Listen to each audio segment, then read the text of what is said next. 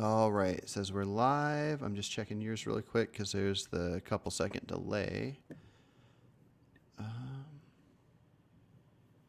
There we go. Yep, we're live on yours and mine. Okay. Awesome. How's it going? Not bad, not bad. It's been Awesome. a little busy day, but Gotcha. nice to be on here with you.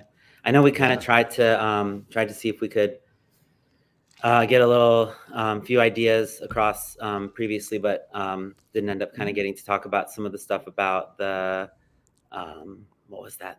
It was the was it a Oh, hypothetical or the I yeah. guess the lion Moist hypothetical? Vegan was asking you about the lion thing. Yeah. Yeah, so I think do you think that would be a good place to start off today? Yeah. Let's go for it. Yeah. So the question was, is it good to kill predators to save their prey? And the person that was asking you was comparing it to the idea of if somebody was going to kill a person, and would you kill the person to protect this person? And then there's a whole self defense element. So I guess just go ahead and let me know what your thoughts are on why you do or don't think predator culling is all right. In my estimation, it's kind of like a trolley problem thing where I think like what I tend to think about is what I have as an effect on it, like the effect that I have on others, Mm-hmm. what part I would have in some harm happening. And Mm-hmm. I wouldn't want to be the cause of harm in an instance where I would be able to not cause that harm. It's kind of like I don't know if you're familiar with like the what conversation. I think that was when I was talking with Akash about um, the possibility of saving drowning babies from a lake, like from drowning in a Yeah. lake. If you had the opportunity to just pull them out easily, and let's say you just had an hour, like how could you ever kind of get yourself to walk away from that lake if there were just babies, just where only their mouths were kind of like in the water, and you had Yeah. to kind of save them from drowning, like in those instances, I mean, you have to basically at some point, it's kind of like the donating to charity at any given time kind of thing. I mean, there's a certain amount of harm that I think is inherent to the world, but Mm-hmm. I don't know if it even is implicated in my being vegan. I mean, Yeah. my being vegan has to do with my um, seeing it as totally unnecessary to participate in animal exploitation and cruelty in my day to day life. And it's kind of like one of those things where um, it's like it's such an easy thing for me to do. It's such a minimal uh, derailment for my day to day life, and it can do such a great deal of good. So Yeah. that kind of goes along with my moral system. But if it's like, oh, in order to make the whole animal kingdom non-violent, we're gonna have to go in these helicopters and start shooting tranquilizer darts or something like Yeah. that into lions. Like it's not the business I want D- to be involved in.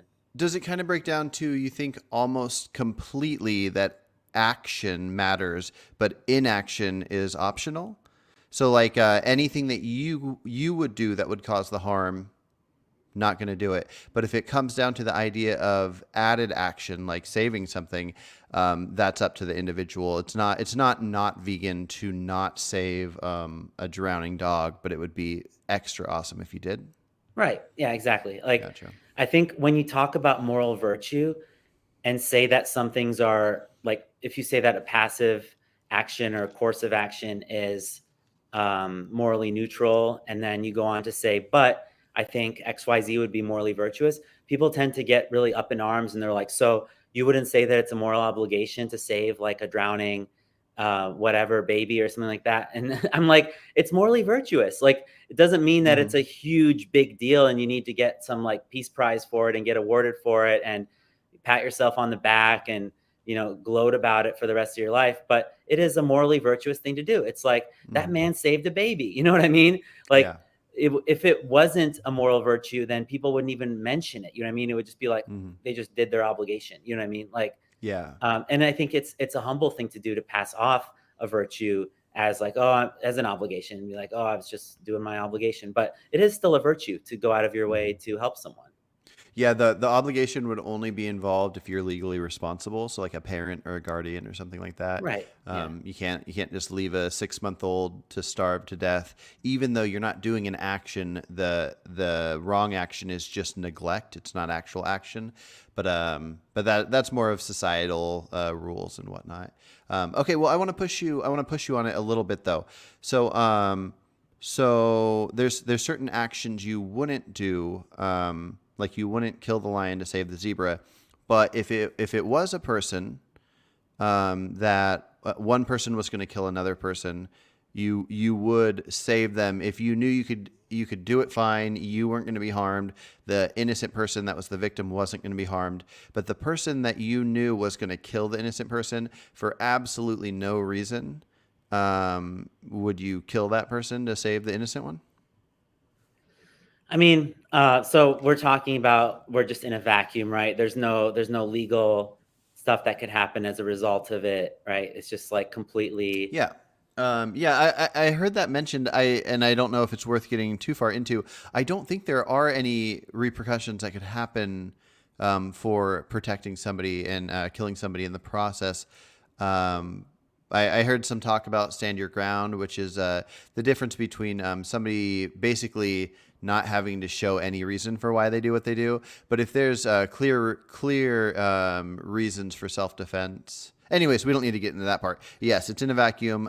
You won't get in trouble Or whatsoever. even if, I mean, even if it wasn't in a vacuum, like if I was in a situation where somebody, for example, like broke into my home and it was a matter of like protecting myself and my partner, like, and I had the means to use lethal force, and they were Let's just say clearly it was a illegal. random stranger, though. Like, Yeah. so you Oh. were just at the park and there was a person, and somehow you magically had this information that person A is just an innocent person hanging out. Person B is maybe a psychopath of sorts that gets joy from killing others.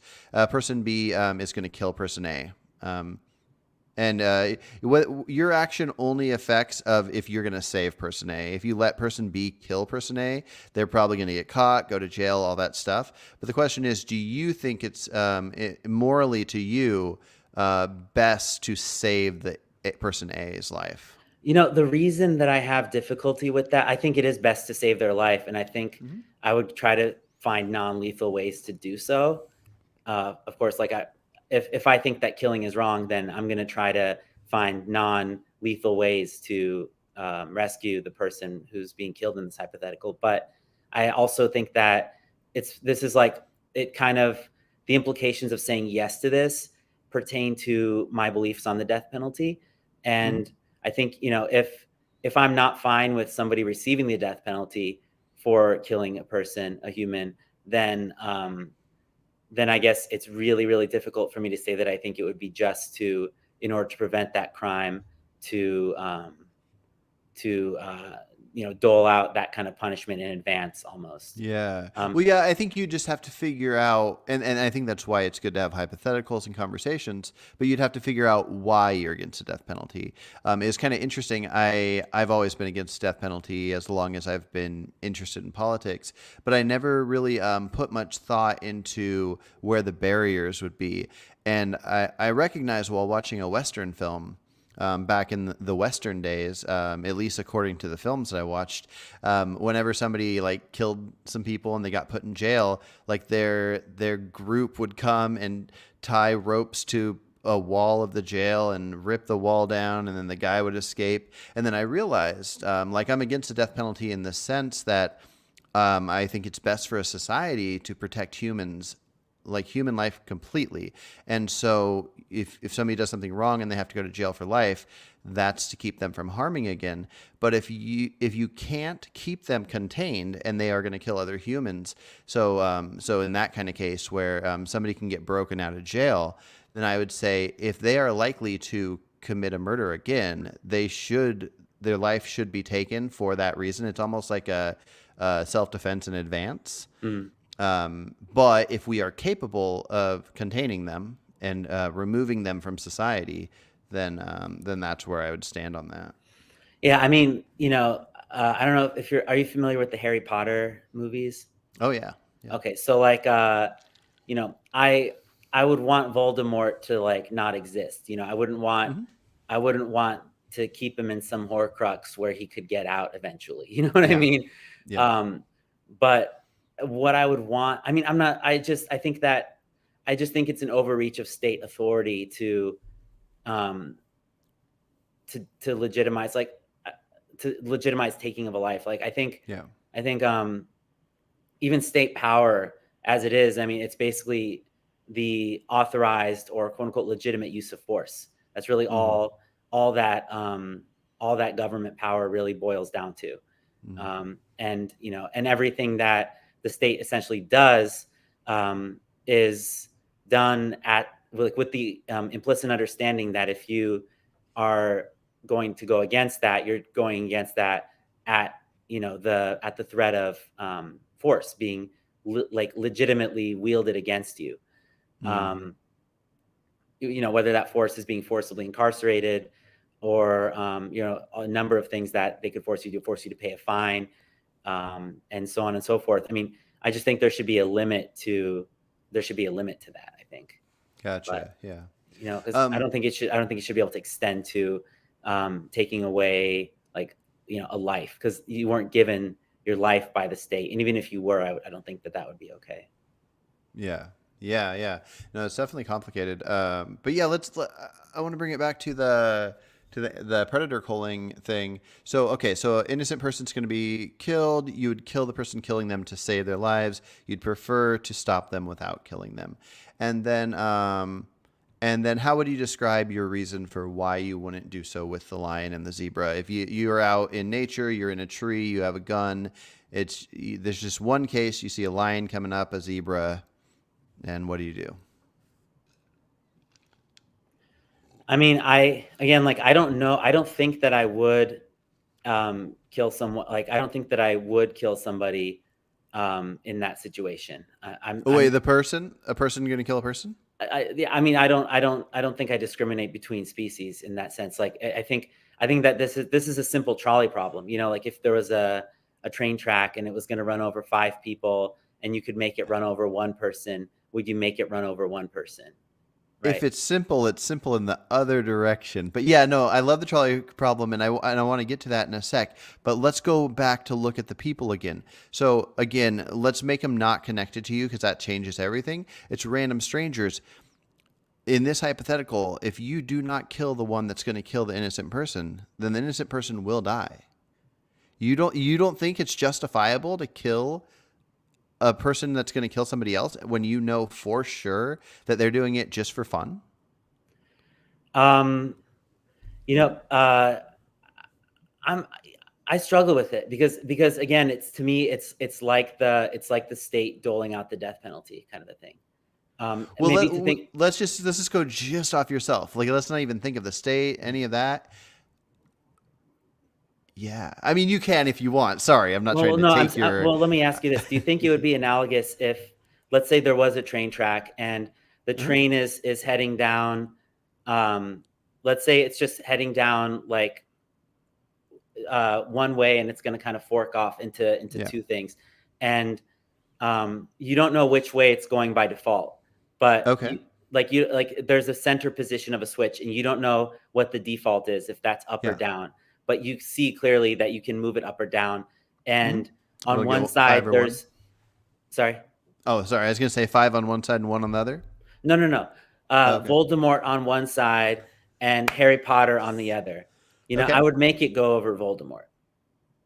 Okay. Interesting. Yeah. Yeah. Yeah. If you know the details. Okay. Details. Blah blah blah. Blah, blah. Yeah. Or Yeah. if I know, or if I knew that there was somebody who presumably is Wait. innocent, Wait. Wouldn't that mean that you would kill the person that's gonna kill the innocent person? If one of them's gonna die, and you have to do an action that leads to it. Yeah, I guess I would. I guess I would in that case. I mean, especially given the fact that there wouldn't even be a train moving, theoretically in the first place, were it not for that. It's almost like Voldemort in this case, or the bad guy is kind of pulling the train track in a way, because they're Yeah. setting forth in motion that whole like death Yeah. scenario in the first place. Yeah. Yeah. Well, but here's the thing. Okay, so you're not speciesist, so don't worry, because this is the thing that I wanted to talk to you about when I heard that question come up. Um, if you kill a person to save an innocent person, like that just seems clearly obvious to me, because there's no reason for them to do it. If the person killing the person that I initially called innocent was doing it because they were saving somebody else, then you'd be doing a wrong action. So it depends on the reasoning.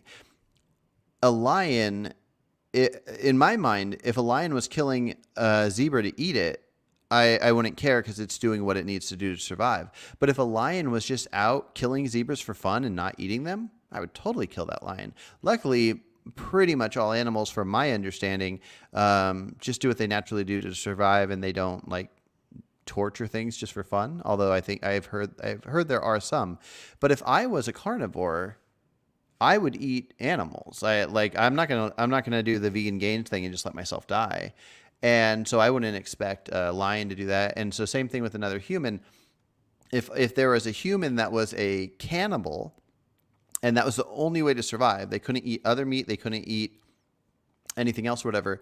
And I saw out in nature, outside of a society, a human was going to eat another human, and I knew that was the reason. I would put myself in both of their shoes and go, if I was the cannibal, I'd eat a human. And if I was the innocent human about to be eaten, I'd want to survive. And I wouldn't intervene. I would stay out of it. Similar to, I would stay out of the trolley car. I'm not gonna pick who lives or who dies. I stay out of it, but I don't stay out of it when there's no good reason and it's an immoral act with no good reason. Yeah, I mean, I still think that when I praise my moral decision making across species, I still think that I err on the side of neutrality. Mm-hmm. I'm really not sure. Like, I know that that seems like an obvious thing. Like, yeah, kill the to kill the person who is the perpetrator, who's killing an innocent individual. But I mean, if you look at the implications of that across species, Mm-hmm. across species who aren't morally protected, it gets really, really troublesome because um, you end up having to slide off principle basically and accept to a great degree speciesistic um, implications within yourself, which I think is really, really troublesome. It's essentially like um, damning you to um, retire into a speciesistic mindset, to accept that about yourself. Because, we know that there are people who are hurting non-human animals just for fun. And it's troubling to me if the only thing that's keeping um, somebody from going on a murderous rampage against non-vegans is the fact that it's not legal for them to do so. That's deeply Mm-hmm. troubling to me. Yeah. Um, and I think that's where that hypothetical would kind of conclude. Mm-hmm. Well, that actually reminds me. One of the until we decided to talk about this predator culling thing, I thought the first good thing to talk about would be the. I heard you talking to somebody, and you were wondering why I cared if something was legal or not. I think maybe it was when you were reacting to the vegan gains debate, when I would talk about the difference between it being legal or not legal to kill animals. So let me try to give you my reasoning for that. So it's kind of poor wording on my part. I, my thought process goes to it being legal or not, but really it comes down to, am I part of the action, which is kind of like what you were talking about earlier. So I think I take it maybe even to a further extreme than you, but I'm not sure. You can let me know. With the trolley car, if it's going towards the 5 and I could make it go to the 1, I don't make it go to the 1. But if it was the same thing in trolley car going towards a billion people, I wouldn't make it go to the 1. I would just let nature take its course. So would you do the same with a billion, or would that change it up? I mean, again, it's like this is one of those things where the hypothetical, in my mind, hypotheticals are only as good as they're able to apply to reality. Mm-hmm. And again, if there was, let's say there was a um, famous influencer who had, like, a following on YouTube of billions of people, and their claim to fame was like once a year they just massacre like a zillion leeches or something. Like, let's say they massacre a billion leeches, and they Mm-hmm. figured out how many ounces like one leech weighs, and they have this huge silo, and they've calculated like there are 1 billion leeches in this, Mm-hmm. and they just set the silo, like, they douse it with gasoline and just set it on fire. So all these leeches, who are sentient beings, are just being burned alive. I still wouldn't take it upon myself to go and try to kill that person, because I don't believe in Yeah. exacting violence against others for political means, basically. You know what I mean? Yeah. Or Um, ends, rather. yeah, but if there was a train going towards that silo that was going to take them all out, and you could press a button that would make it go and just take one out, do you do you One pull that leech lever? or the Sure. influencer.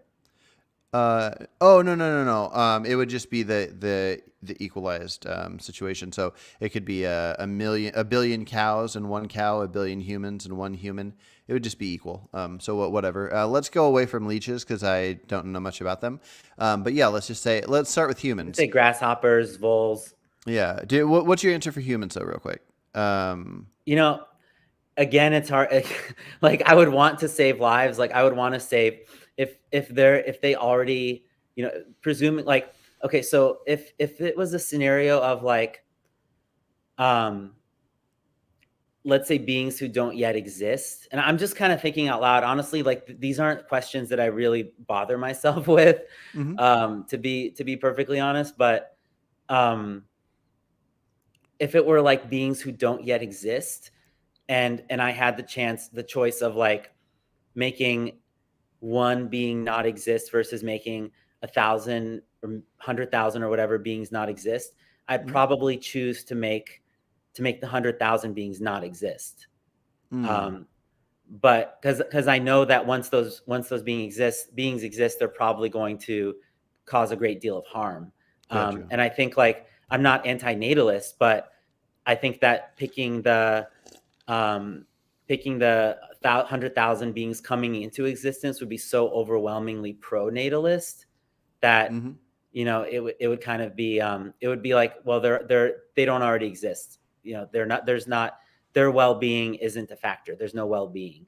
Mm. Um, but if Okay. the scenario is like 100,000 beings who already exist, Mhm. um, I wouldn't consider, like, we could totally erase like implications of their suffering, all that stuff. Like, Mhm. Oh um, yeah, this is just death. Yeah. yeah, and I wouldn't want their lives to be robbed from them. Basically, I Mhm. wouldn't, I would consider it a greater tragedy for a larger number of beings to have their lives ended, Mhm. um, than a smaller number of beings having their But lives would you sacrifice a smaller number if that smaller number is one and it's nobody you've ever met? This is, I think, the greatest.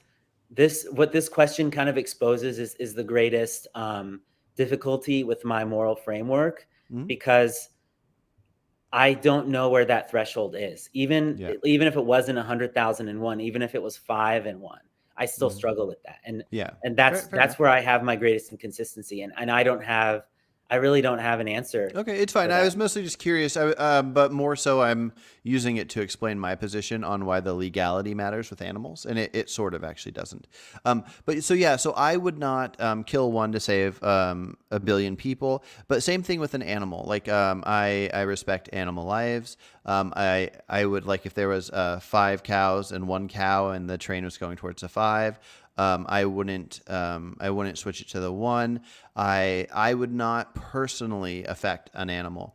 So when I talk about the legality mattering, it's because if there was a train that was going to kill, there was 5 cows and one cow, and somehow the train was set up in a way where it was going to kill all of them, and somebody asked me, if you want them not to all die, you can pick the one or the five. I'd gladly pick the one if I'm choosing between them. Same with people. If I had to pick between the two, but not if there's an action already in place. So that's the main problem with the trolley car, is that it's already in place. So if there's a plane crashing, and I could, like, if I could press a button to kill one innocent person here to save the 1,000 on the plane, I wouldn't do it. That's already in action. But if somebody just said like one random person's going to die or 100 random people are going to die, I'd be like, you're having me pick, and if I don't pick, they're all going to die. Okay, the one, kill the one. What if Yeah. not all of them die from not picking? But what I'm wondering is, that example I gave where, for example, let's say it's in a middle position and you don't know which one the default is. It could be one or the other. Does that matter in terms of your rationale? Like, does it matter whether you see it pointed in one direction or the other, or whether it's just well, if I like had in to the pick, middle? I'd have to know what the outcomes are. If I don't get a pick, then do I have any effect on it at all? I guess here's what I'm wondering. So there's two scenarios. I'm just trying to see if you'd have an easier time deciding in one scenario or the other. If there's one scenario where the switch is obscured, basically, like the middle position is obscured. So it can either be, it can kind of like, it's more confusing if I say that it's pointed in one direction or you don't know like what the default is, blah, blah, blah. But let's just say that, let's say that there's kind of like a needle can be pointed in either direction, and there's a middle kind of like buffer zone.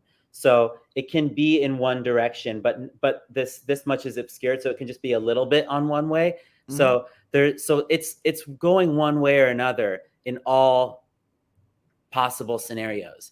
But some scenarios it's obvious to you which way it's going. You can mess with all the switches if you want, but I'm saying, does it matter to you whether or not you can see? Like, would you be like trying to look under and trying to see where the needle was in knowing whether or not you should interfere? Well, interfering in something taking place, I wouldn't interfere whatsoever. But if we're talking about a case where I'm told I get to pick one, but I don't get to see, yeah, No. yeah, If you pick, you know what you're doing. Like, yeah. but I'm saying that because we're talking about something. If we're talking about interfering, I would not interfere in any scenario ever. I wouldn't interfere where in a case where I had to kill an innocent to save a higher number Of innocence. Yeah.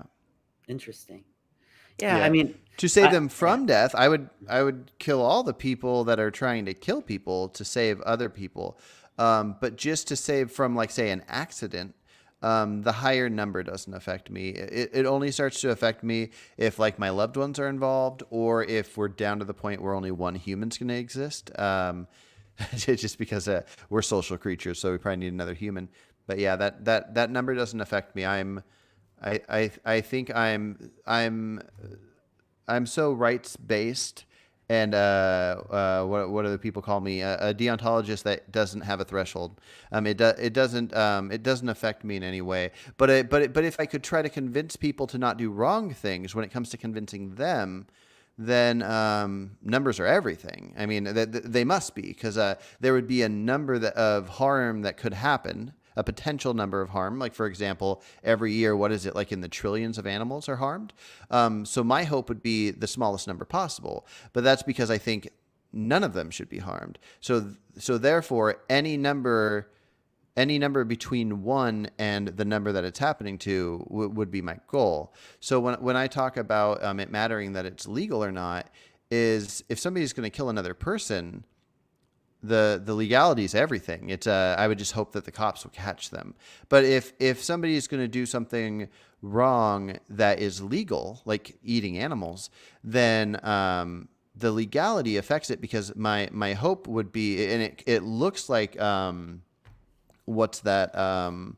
It looks like utilitarianism, but it's not in any way. It's that I want the rights for all of them.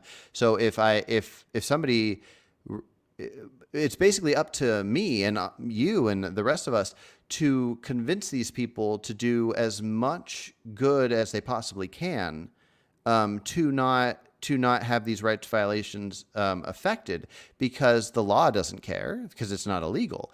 And so that's why the numbers matter. So if there's 100 cows being butchered to make steaks, and I can convince somebody to cut down from 5 steaks a week to 3 steaks a week, and enough people did that it affected the farm, the math would add up to there'd only be 60 cows instead of 100 cows bred the next year. And so to each individual, anyway, so now I'm just rambling, but that's when I say the legal thing, that's kind of what I'm referring to, is if somebody else is choosing, if stranger A over here is choosing, would you rather me kill this one person or this 100 people? Or if they're saying, would you rather me eat this 1 steak or these 10 steaks? I'd say eat the 1 steak, because I want whatever's going to cause the least amount of rights violations. I don't disagree with the notion of, like, if somebody's saying that they're going to cause this much amount of harm versus this much amount of harm, and they ask you, like, should I do more harm or less harm? Of course, I would say do less harm. I think unfortunately, in when it comes to advocacy, it's not as simple as that, and we always want to give people the benefit of the doubt in terms of the degree of change that they're possible of, instantiating their lives. I know, like me, I was almost like a troll. I drove by a circus protest once, and I yelled at them that I loved the circus, and now I look at it and I'm like, these animals are in chains, they're enslaved. They're there against their will, being forced to perform, and they're subjects of cruelty. You know what I mean? Like, but it was literally me who drove by and said, like, I love the circus. Like, what are you guys doing? Yeah. Hey, do you care if we take a couple questions? I see one No, for me go and for one it. for you. Yeah. Okay, so Daniel wants to know, in a hypothetical, if somebody told me that I have to kill somebody or else I'm going to be killed, would I do it? This has no connection to veganism, but I don't like to stray away from a hypothetical. I think it's immoral to do so, but realistically, I would probably do it. It might depend on some details, but it's really hard for somebody to actually sacrifice their life, so I don't know if I would. And then the question for you is, what do you think of the word carnist? I think it's kind of funny. I think it's it's a word that has a meaning. Like, it has there's no word that really means what that means. Because I think if somebody is non-vegan, they may not even know what veganism is, and they can still be non-vegan. But I think if someone is a carnist, not necessarily implying that they would know what veganism means, but it's kind of like somebody who subscribes to the ideology of using animals, commodifying them, benefiting from them, basically exploiting animal life. I'm not sure if you had heard the part in the conversation. I think that was with Akash maybe, but I had said that I had actually met Melanie Joy. I think this was back in like 2014 or so, almost 10 years ago, if not longer. But she had actually said that she doesn't really like that term. And not to put words in her mouth or assume what she was saying, but I would think that that's because she's for kind of like building bridges, and kind of like empathizing with the psychology of non-vegans, and not using kind of othering language, would be my guess. But I think, like, as far as like something that builds cohesion between vegans, I think it's kind of a funny term. And I mean, I have a lot of issues with Melanie Joy's views that I've heard espoused in recent times. She did a discussion with Humane Hancock, where if I recall correctly, they were kind of very soft, I guess, in terms of like the vegan imperative, and as far as like abolitionism goes. Gotcha. My question for you, I guess, would be like, could I ask you a totally random question? Of course, yeah. Okay, this was going to be kind of like maybe a segue to the abolition versus welfare thing, but I thought of a random question. I think it'd be a good time to ask you. So, do you know if dust mites are sentient? Oh, I don't. Okay, I think they are sentient, but I'm just not sure. If you can search for it, that would be good to know. But so I can't imagine that they're not. I mean, they're not bacteria. I know they are animals. And from what I've read, like different like parasitic worms, like, pinworms and roundworms and hookworms, other kinds of worms that can like infest people's intestines, etc. I believe they are sentient. I don't see any reason to believe that a dust mite wouldn't be sentient. But I was just thinking about like, you know how dust mites are kind of known to populate in the zillions, billions, millions, whatever, Mm-hmm. in bed sheets. And Mm. presumably, you know, there's like, would you agree that even if you didn't wash your bed sheets for even like a whole year, you probably wouldn't die as a result of that? Yeah, Yeah, I mean, correct. you might have like worse allergies, you might have more frequent sinus infections, you might even get a chronic sinus infection for the whole year. You might Mm-hmm. develop some kind of lung disease or something like that, Mm-hmm. possibly, right? But these are like remote possibilities. You'd probably be fine. Like they might smell a little bit at the end of the year, you know, after a whole year of not washing them. But I guess like if we knew that washing our bed sheets causes dust mites to die, and if it doesn't make an appreciable difference to our health or well-being, whether we wash them, let's say not a whole year or less than that, but like let's say like washing our bed sheets every week versus washing them every 2 weeks. Mm-hmm. Like, do you think that if we knew that dust mites were sentient, would we have an obligation to not wash them often, or would you say that maybe if we left the bed sheets, we'd actually let them kind of like propagate more? There'd be a greater number that we kill each time. Or I guess how would you kind of solve the bed sheet conundrum? Yeah. So, yeah, yeah, that's kind of interesting. It would depend on the health aspect because, like, for me, I don't just view it on would I live or not. I view it on like, is my health affected, like, in any significant way? Um, But just to pause you there, if I could. mhm. So, if your health, let's say you would cough one more time over the whole course of the year, and you wouldn't Okay. have any other health effects, but you would end up massacring like 300 billion bed bugs just to save yourself from like one temporary moment of discomfort where you would cough. Yeah, I mean, if we knew in a vacuum it was just a cough, then yeah, I like the idea that something so tiny that I can't see that is there should bother me because if we saw close up pictures of it, it looks gross or whatever. Like, it really doesn't matter. I mean, there's so many animals in the world where like other animals are on it, cleaning it and doing various different things. If it's just part of some yeah, if it's something that like likes to feed off of our dead skin cells, therefore it's the type of thing that would be around us. I have no reason to have it not around. As soon as it gets to a level of it's starting to affect me, then I would say that I wouldn't mind taking it out.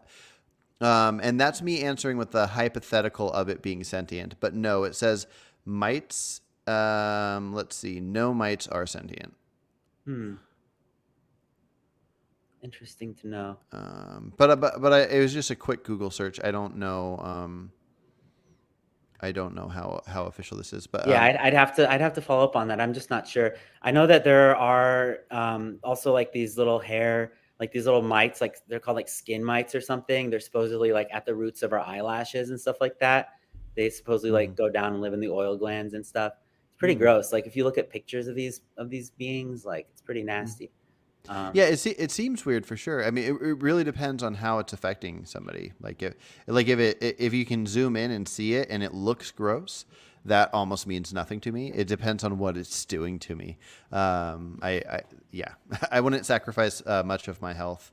Um, This kind of reminds me of like I forget who you were talking to, but there was something that I heard about like if there were like rabbits eating carrots and there were in it like these innocent rabbits eating the carrots and they didn't know that they were doing anything wrong. Like I think this was a topic about like crop protection measures or something like that. mm, Um, it's kind of it's I guess it's kind of still on the line hypothetical scenario where like you know you depend on these crops for your survival and these rabbits who are eating these crops aren't trying to negatively impact your survival. For all they know, they're not trespassing at all, they're just sitting around eating carrots.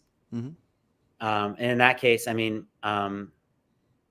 we can't ascribe any wrongdoing to them, and we don't really, you know, we would still survive if we ate like, you know, over the course of I don't know a month or something, instead of having eaten 400 calories worth of carrots. If we had a smaller amount of carrots that we could each consume and then share a little bit with those rabbits, you know, that would be the ideal scenario. mhm, The way that I see it, I would think that it would be an improved scenario in the like crop protection scenario, or even in terms of like pro/anti/neutral toward natalism kind of aspects, like if we could just share as humankind, and kind of like each, everyone could not be so greedy. I think that Mm-hmm. the world could, I mean, people talk about overpopulation all the time, but I Mm-hmm. truly believe that with the right technology in place, the world could support, um, you know, I don't want to throw out some random number and have somebody be like, are you sure about that? Because my calculations say this or that. But I mean, I don't think we're even close to overpopulated in the Yeah, planet. gotcha. Yeah, yeah, yeah. I mean, and the goal, no matter what, would just be to do the best we could do. So, so if you can achieve the best, then that's great. And if not, you just do. That's what I tell people whenever somebody brings up the idea of, well, I saw this study that shows that veganism isn't sustainable. Blah blah blah. I just say, okay, well, if we had 1 billion people, and once you got to 500 million being vegan, if anything past that is not sustainable, then that's how many vegans we should have. We, it wouldn't mean that we should just start making everything suffer for no reason just because something's not sustainable. We would do the absolute best we can until we can't do anything any further, and then we'd continue doing that absolute best. Yeah. I mean, when I address somebody saying something like that, it's known as a nirvana fallacy, what they're doing, because they're comparing the best case possible scenario, like Mm. the nirvana, with not the band, but just like Yeah. heaven scenario, Mm-hmm. with what the vegan is proposing we do, which is an imperfect solution.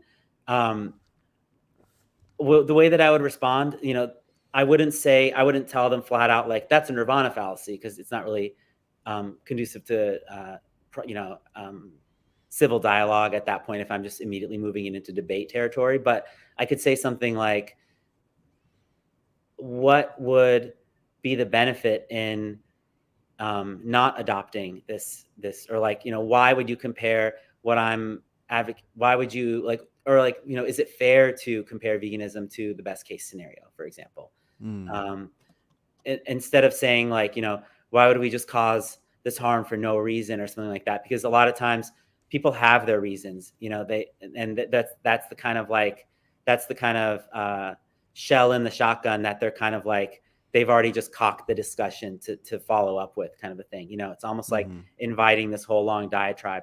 But if you get them to earnestly ask themselves a question like, why should we hold veganism to such a standard that it has to be compared to with like the other thing, the alternative is perfection, which we're not going to reach with what they're saying. You know what I mean? Mm-hmm. It's Yeah. a lot better to, I think, rather than almost like looking at what somebody's doing and trying to call them out for it, remind them of the standard to which they're holding veganism. And I think that this oftentimes is something that, like, the people who talk about crop deaths, and people who talk about things that, like, oh, you're vegan, so you don't step over insects and stuff like that, or you don't ever walk outside, or do you worry about killing insects? Or I've been asked these questions that are almost like purity tests. Mm-hmm. And one thing that I found is really helpful is just to tell these people, look, man, like, I just don't want animals to be farmed or exploited or used. I don't want their lives to be a form of currency that we're using for Mm-hmm. human purposes. And your definition, like, if that's the vegan definition of veganism that you hold, and you're like some kind of demigod here on earth, like, more power to you. But like, I would say to those people, your definition of veganism is a lot more demanding on an individual and a lot harder to attain than what I would subscribe Mm-hmm. to. So I think it's important not to get caught up in the kind of weeds of perfection that I think a lot of non-vegans will foist upon us, to try Mm-hmm. to like cause us to second guess ourselves and underestimate the impact of what we're doing Yeah. or not doing. Yeah. Yeah, because to various different degrees, we're just trying to do the best we can, and we just happen to all align with, for the most part, we happen to all align with not eating animal flesh and dairy and eggs, and then the rest is all kind of up for discussion.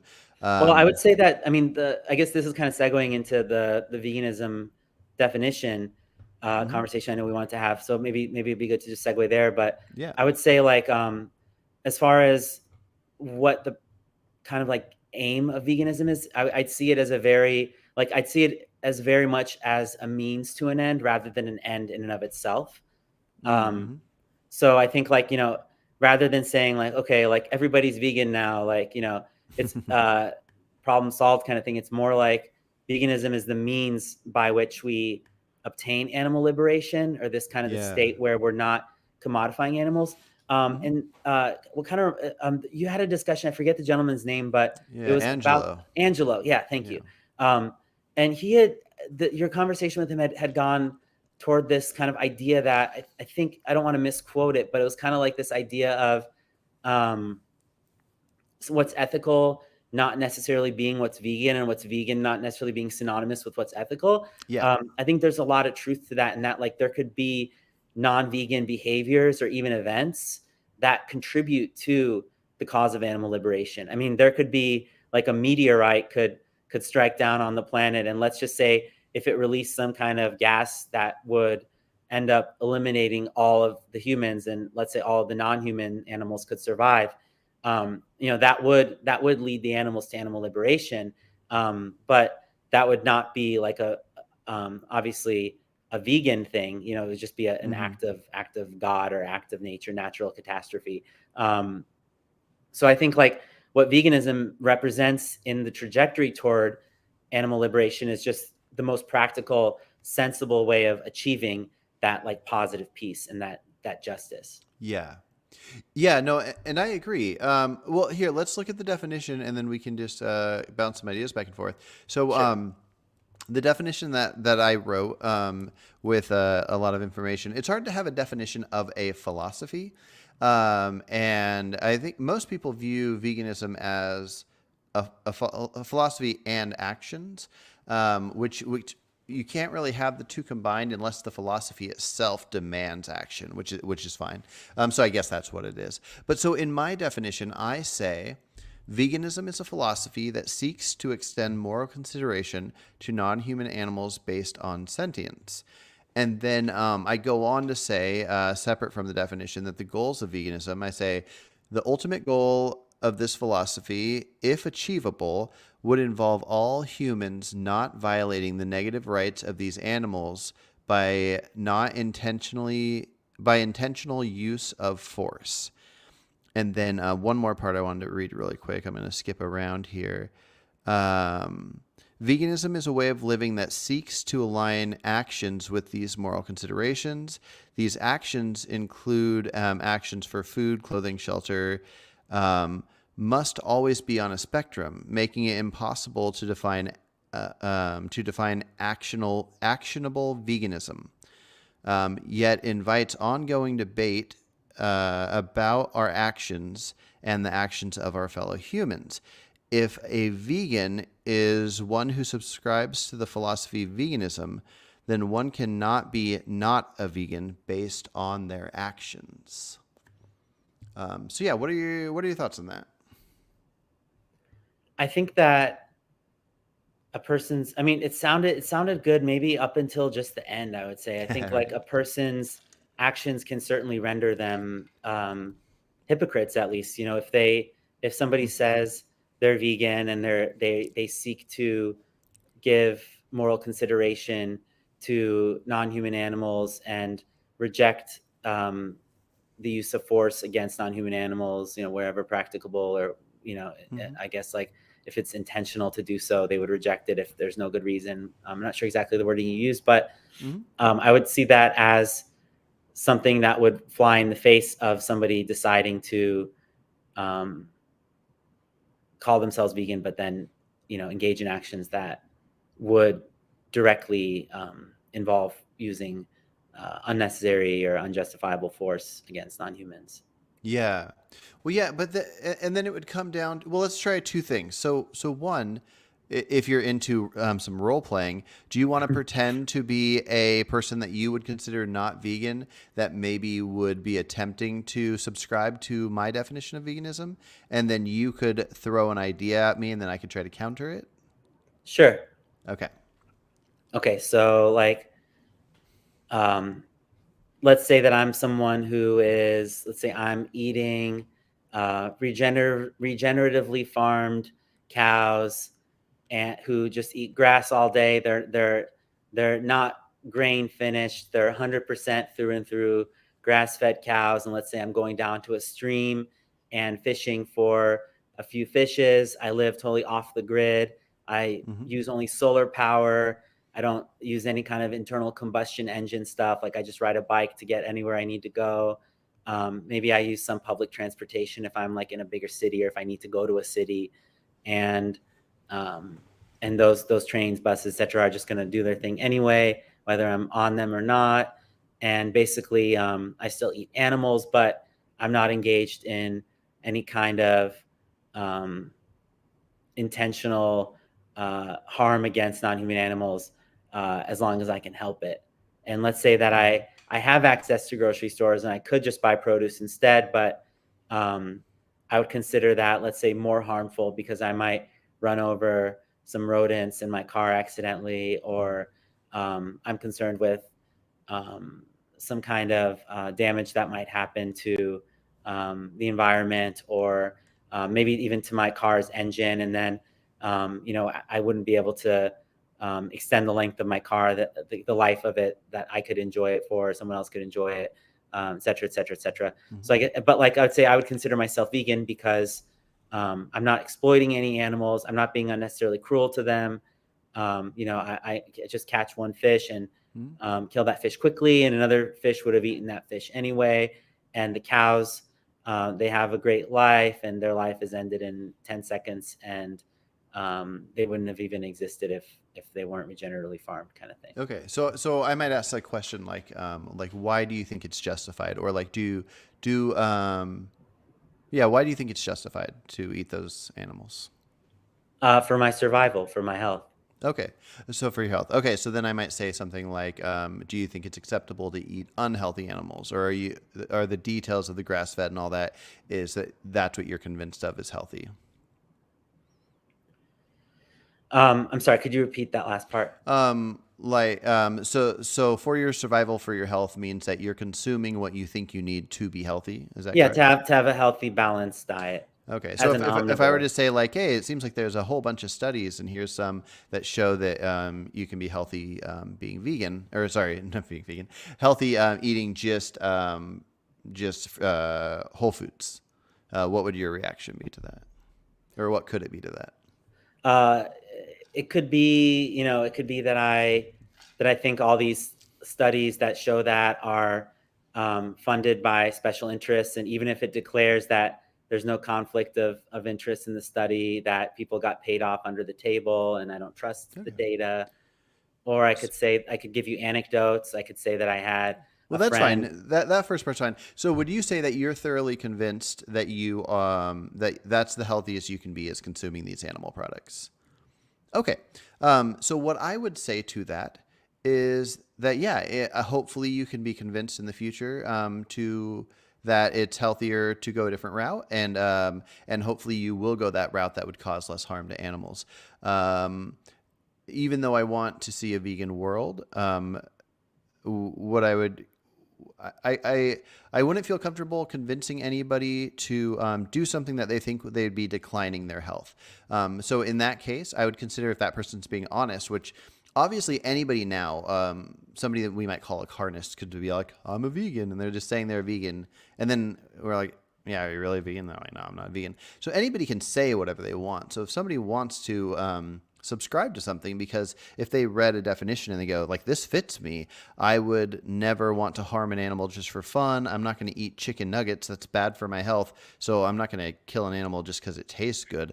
I'm going to do it because of my survival. Kind of like I told you earlier, if humans were carnivores, I would eat meat. So this person's doing an action, like they, unlike me and you, are not convinced that they can be healthy eating plant foods. So to me, it would be actually kind of silly for them to eat plant foods. I just hope that our studies can keep getting better and better to convince them. So that's why I would consider the person you just described and became a vegan. And in my mind, a better future would involve calling that person a vegan. And clearly a better future than what we have now would be a world where all the vegans are still like the hardcore vegans are vegan, and then all the meat eaters were like the person you just described. Obviously, that'd be 1,000 times better than what we have now. So now what I'm going to do is we're going to set that aside for a second. Wait, if I could just pause you Yeah, for a yeah. sec. Okay. When you say it would be 1,000 times better, is that um, by virtue of the difference in demand that would occur if people were only eating kind of like animal foods, quote unquote, that could reasonably be thought of as healthy? Yeah, it would be a mixture of things. I guess I didn't get into it, but I'm guessing the character that you were playing would have to say that if they subscribe to my definition of veganism, they're not going to eat factory farmed animals. So what would be better than what we have now is if instead of 90 to 99% of meat coming from factory farms, we have it be the most humane that it can be, considering that it can't be humane to enslave and kill animals. Yeah, I wonder if it might be worth also kind of like bifurcating this necessity topic into a couple different avenues and then maybe seeing if they merge. Mm, Namely, the avenue of accessibility mm, as it kind of pertains to the health and survival thing. Because yeah. accessibility, and I guess that would kind of be a convenience matter too. I mean, Hmm. what kind of comes to mind? Like I've told people in discussions before that if somebody was in Antarctica and the only things that they could eat there to survive would be like whale blubber, penguin meat, and some fishes, for example. Like, let's say there's Hmm. just no vegetation that's viable to grow there. If that person were eating animals, and let's say somebody dropped a book from a helicopter, and it was like, Earthling ads, this is vegan propaganda or something like that. If it was Hmm. some book and they read it, they were like, holy shit, I'm vegan. Like this describes how I view animals, how I've always Yeah. viewed animals. I just never stopped to think about this. Hmm. Then they could be vegan and continue to eat the penguin meat and the fishes and the whale blubber because they wouldn't have any other option Hmm. for their survival. And in that person's mind, I guess like would that person? I'm just kind of like thinking out loud here, bouncing this idea. I don't have an answer like a preloaded kind of yes or no in my mind. But do you think that that would be properly analogous to the Hmm. person who believes like to the character that I played, for example, who has access to a grocery store, but Yeah. just like believes that based on what their doctors and teachers and parents have told them that they need to eat some amount of animals. It's analogous in a sense. I mean, it's not in the sense that in one case it's somebody that is prioritizing their health. Like Vegan Gains said that if he was a carnivore and he was going to die if he didn't eat meat, he would just sacrifice himself. So for those types of vegans, which is fine, that is what it is. But for this, the person in that you created in the role play, that person is being a vegan as far as practicable while watching out for their own health. Whereas this other person, the health doesn't even play into it. It's just straight up practicable for survival. Now, both I think are perfectly acceptable in my moral view. Acceptable as in I accept it, not that I consider it moral. I would Yeah, do a lot of immoral things in cases where I needed to, but yeah. yeah, they're close enough. Yeah. I think, and I really think for practical reasons, it's beneficial for advocates of veganism to consider those one and the same. I mean, anytime you talk with a Yeah. non-vegan about whether, about this surviving issue, then they are like, if we say, can you survive off plants alone? Mhm. They'll be like, well, there's surviving and then there's thriving. That'll Yeah. always come into the picture. So, Yeah. yeah. Okay. So let's see. Okay. So we have these two cases. And yeah. Okay. So we got the guy that you created where he's what I would call vegan.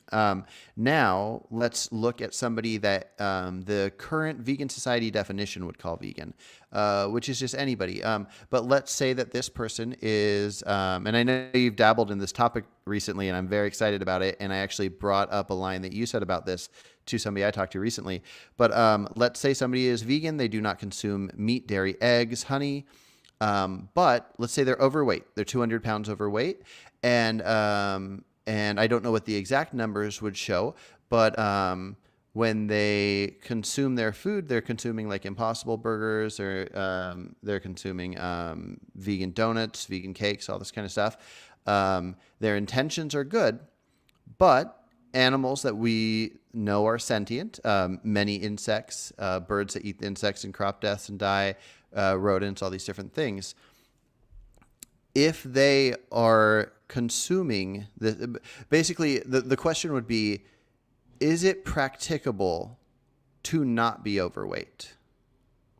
I think so. I mean, in most Yeah. cases, I think that there's things that we can all do to get to a given weight. I mean, I think that we have genetic predispositions, Hmm. but that being said, I think that it's kind of, unless somebody has so many obligations in their day-to-day life that prohibit them from making healthful dietary choices and or exercising and just putting some like common sense things into practice, I think that it's practicable for everybody.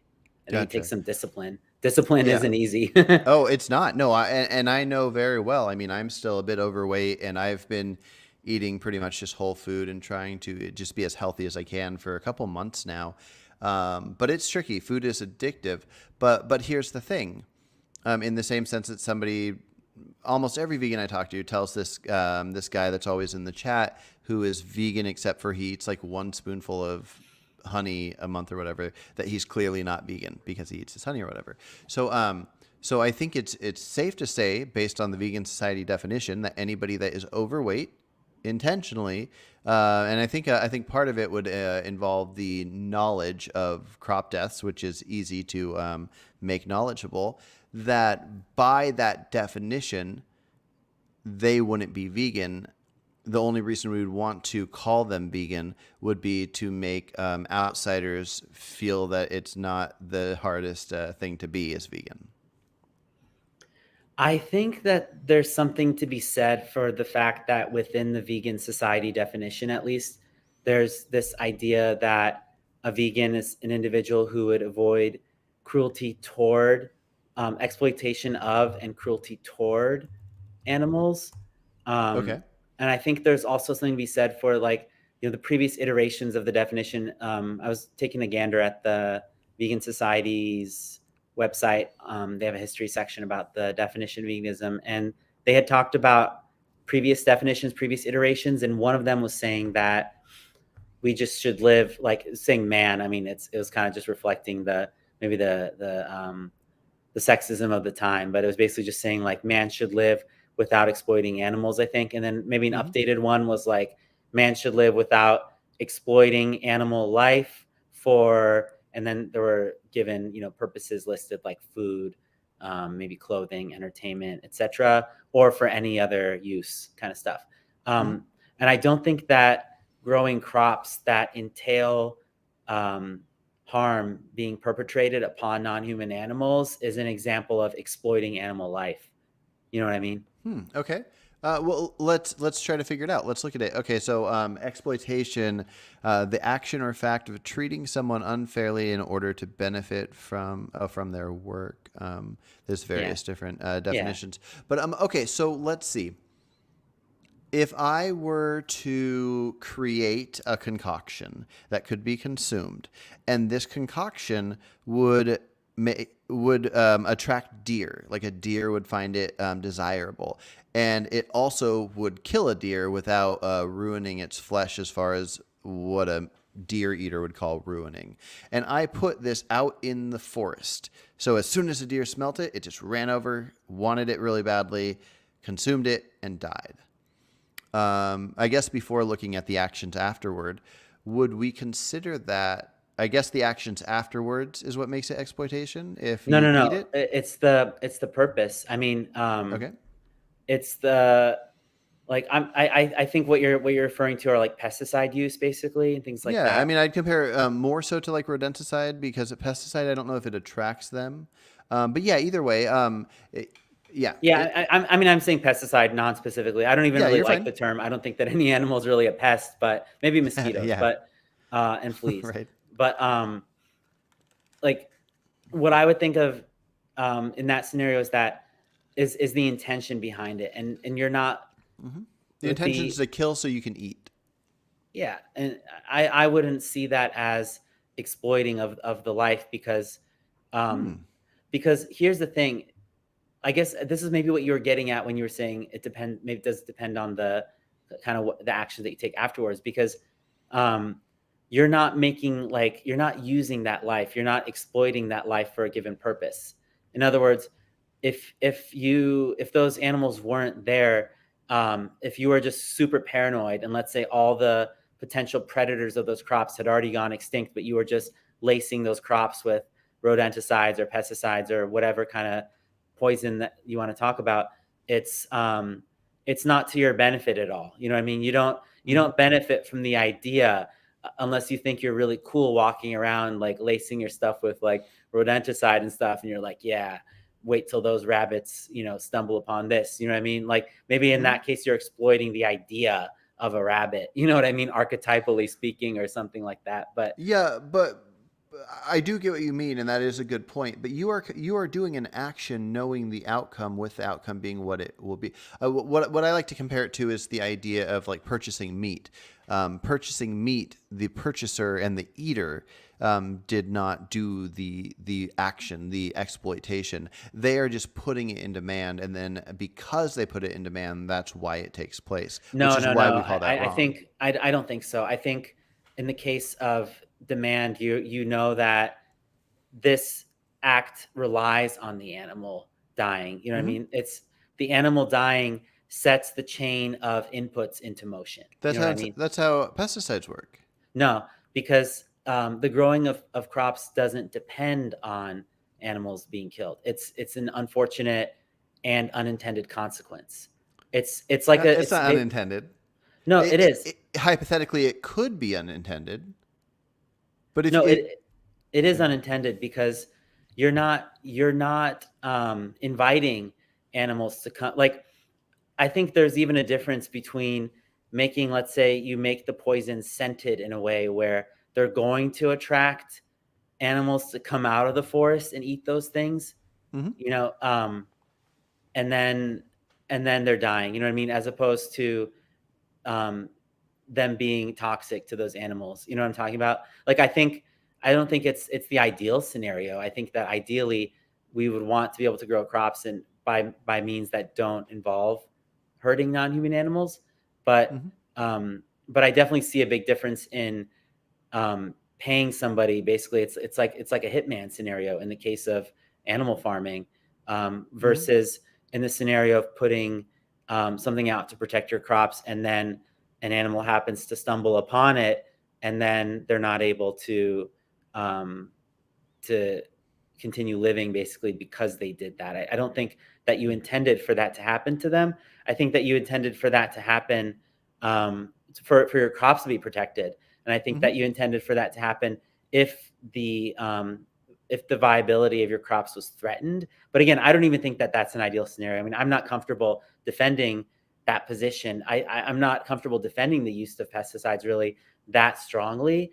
Hmm. I'm comfortable defending it more than animal farming, but I still don't think that that's it's kind of like the situation of being the person in Antarctica who only has access to the blubber, the whale blubber, and the penguin meat, things like that. I mean, Hmm. it's a less than desirable situation, and I think that if we had um, a vegan populate, like a vegan world, Hmm. or at least a lot more vegans, we would Hmm. have solutions for these things, and we wouldn't have to Yeah. rely on these Would it things. become vegan at that time if every store, if every grocery store had a section that had apples, where there's one section that had apples and it said, no sentient animal was harmed for these apples, and then this other one said, every apple caused 3 insect deaths, and every 10 apples caused 1 bird death and 1 mouse death, or whatever. At that point, with that exact precise information, would it become? And let's say they're the same price.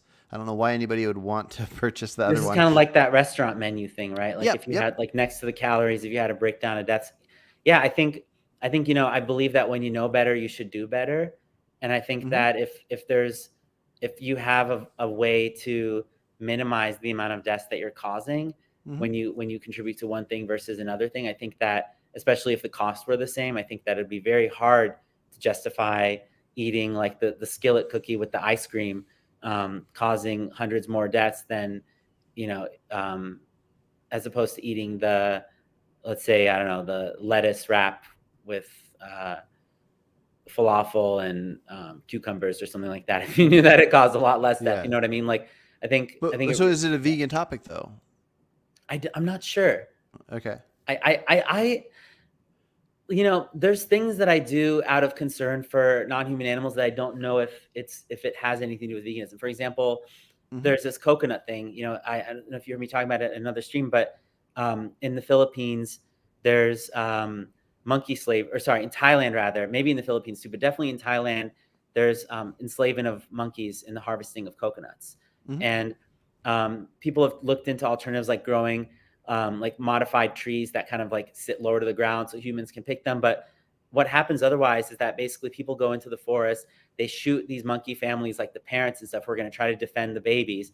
Then they'll Hmm. take the babies away, they'll raise them, and then they'll basically train them on these like laundry line kind of things where the babies will be like strung up and kind of Hmm. like spinning coconuts. So they'll teach them how to basically hang by their feet. They'll kind of string them up and get them used to spinning these balls on the laundry line, because eventually what they want the monkeys to do is spin the coconuts so that the Yeah. coconuts kind of like spin and then twist and fall. So Yeah, I would say that's clearly in my definition of veganism, like how I view the Vegan Society one, and for my own, which isn't too far off. I would say that factors in any actions that humans take that intentionally cause force to other animals. I think it's good to err on the side of caution and just maybe stay away from coconuts as much as possible. But especially if you knew this individual coconut or this company's coconuts were done this way, I think that's a vegan topic to but where does, stay I away guess, from. like, where does the as much as possible thing come in? Because, for example, like if you're getting coconut water, it's almost always listed where the coconut water is sourced from. But for example, some things like coconut shreds on like a dessert at a restaurant or something like Hmm. that. Yeah. You might not know where those coconut shreds came from, Yeah. or So, some other coconut thing in something. well, real quick, I want to point out something that came up in the conversation I had with Angelo was so possible is possible, practicable. The only difference between the two is that it's considered able to be done successfully. So if it is practicable, then it must also be possible. So even though the word practicable is really dumb, we could set the word possible aside because practicable also means that it must be possible. But can it be done successfully? I would say, even though food addiction is tough, that not being overweight is practicable. It can be done successfully. Not eating coconuts. Now, let's assume we treated coconuts just like it was an animal food, like it was just like honey. Yeah. It's very easily practicable to not eat coconuts unless your financial situation affects that, or you happen to live in an area where that the financial situation affects that. But personally, in the same sense that like half the sugar out there is vegan and half isn't, based on if it comes from sugarcane or beets or whatever, we can't be spending every second of our lives torturing ourselves of figuring out how good of a vegan we are. So I don't judge. I mean, I try to judge so few people. If somebody doesn't want to look into their sugar, that's great. If somebody doesn't want to do the research on palm oil because of orangutans, we don't. A lot of people have to work like 2 full-time jobs. They don't have time for all this. So if we're just talking about the world and what's reasonable for your average person, I have zero interest in bugging people about coconut. But if we were to know that like there's a good chance like 80% of coconut products involve enslaving monkeys, I think it's perfectly fine to say you don't. Coconuts are very healthy for you, but you don't need coconuts. You can get all the nutrients from coconuts in other things. So might as well stay away from it. I mean, it seems to work out like nicely when you kind of calculate it that way, but I guess there's just so many considerations. I mean, if Hmm. you think about, like, let's say you became non-vegan and you just had to come up with all these bullshit like appeals to hypocrisy that you could possibly throw at vegans to try to like absolve yourself of guilt, what would you Hmm. say? What are some examples of things you would say? You'd be like, you talk about crop deaths, I'm sure, right? That would be like a Um, big thing. well, I like to think that in this alternate world where maybe I'm not a vegan to your average vegan, like if I was the person that you came up with in your hypothetical, like let's say I became honestly thoroughly convinced that I needed to consume meat to be healthy, and therefore I did it. I guess I would view myself the same I view myself now. I value my health and my life more than a lot of things, but once that's taken care of, then everything else is just attempting to not bring harm to sentient beings. Sure, but And I so guess what I was trying to appeal more toward, if I'm sorry to interrupt you there, but like you're fine. it's all the types of harm, I guess, is what I was trying to get at. Like, I didn't want to sound like I was appealing to futility. More Hmm. so, I guess I'm trying to appeal to practicality in saying Hmm. that, I mean, there are people who will say, well, like, okay, so good for you. You might not consume any coconuts, but did you know that the soy that you're consuming is causing all these downstream effects of monocrops, and the fields are getting leveled, and the predator birds are coming in and swooping in Yeah. on all the helpless Y- mice and things like that? Yeah, so this is why I like the idea of the definition being something like the seeks to extend moral consideration to non-human animals based on sentience. Because when somebody subscribes to a philosophy like that's what they think. I mean, nobody looks into philosophy that doesn't enjoy philosophy. And anybody that would subscribe to it without enjoying philosophy, like they're not going to waste their time pretending to do a thing that they have no interest in. So exactly what you're describing, I think most vegans just look at it as we have our obvious things: meat, dairy, eggs, honey, and then everything else is just this other stuff which some people can or cannot care about. And the problem is, in 20 years, coconuts might look like honey does now, and it's all going to change. So for me, I say people should just do their best, and I can't make people not do something that's perfectly legal to do. Let me And ask you this, so, if I could. yeah. What when you say that, when you refer to a certain set of animal derived foods, I guess for the lack of a better term, as kind Yeah. of like the blatant, kind of obvious ones, Hmm. what are the qualifiers of those? Like, what makes those obviously kind of like things that vegans should avoid? Like, let's just take factory Hmm. farming. Like, what about that do you find especially Yeah. problematic or kind of like Yeah. counter to vegan philosophy? Um, oh, sorry. I was about to answer that, but then I think I misunderstood it. What's counter to vegan philosophy? I'm saying, what is it about factory farming specifically Hmm. that you would consider counter? For example, if somebody said that they eat, let's say they read somewhere that they're able to, um, maybe I guess this is kind of getting into the Oh, you mean welfarism if somebody topic. was calling themselves a vegan based on my definition and they said they eat animals because it's good for them, but they ate factory farmed ones? Like, how would I describe why that's not vegan? Yeah. Okay, gotcha. I mean, Um, that wasn't my original question. It was more like, what is it about like meat, eggs, and dairy specifically? But okay. I mean, feel free to answer both. Yeah, yeah. I mean, so it's different for each person. Somebody might look at a chicken laying an egg and have like value that higher than like somebody else might. To me, different things just seem obvious or not obvious. So like when you watch Dominion and you see like the runt get picked up and while it's alive, slam down, you see the blood, you hear the squeal or whatever. People have their easy to look at things. But I mean, in the Mhm. carnist quote unquote defense, that's not inherent to the practice of raising pigs for flesh, right? That's like that's Oh, I was just going over the factory farm versus the not but factory factory farms farm. could just stop doing that too. I Oh, mean, they true. could just reform. Yeah, so if they reformed and factory farms became something more like regenerative farming, not that I know too much of what that is, but yeah, if you remove all the thing, if a factory farm stops cutting out the teeth, stop cutting the tail, stop doing the things, the closer you get to less harm happening, the better I'd call the situation. Now, I would say in a world where I thought people needed meat to have optimal health, that I would still think the closest thing to a moral version of that would be something like hunting.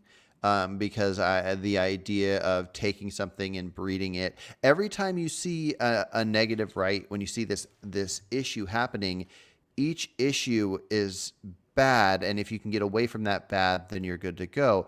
If you can't get away from the killing it because let's say hypothetically you need that to be at the health that you want to be at. If you go from 50% to 100% health, so in the eyes of a non-vegan, or at least the non-standard vegan, that they need that for health, but they would hate to ever harm an animal. If somebody kicked a puppy or whatever, they'd be sad. Now, if they broke down all the ideas and realized how hypocritical they are, then they would probably end up at something like trying to cause the least amount of harm possible to consume their meat. What do you think about a scenario where let's say you're out on the street and let's say you're showing slaughterhouse footage to passerbys and somebody is walking Mm-hmm. by and they say, "Oh my God, I can't look at that. If I keep watching that, I'm going to stop eating meat." Like, I guess what would Yeah, your thoughts be I would about say that? keep watching that and stop eating meat. Yeah.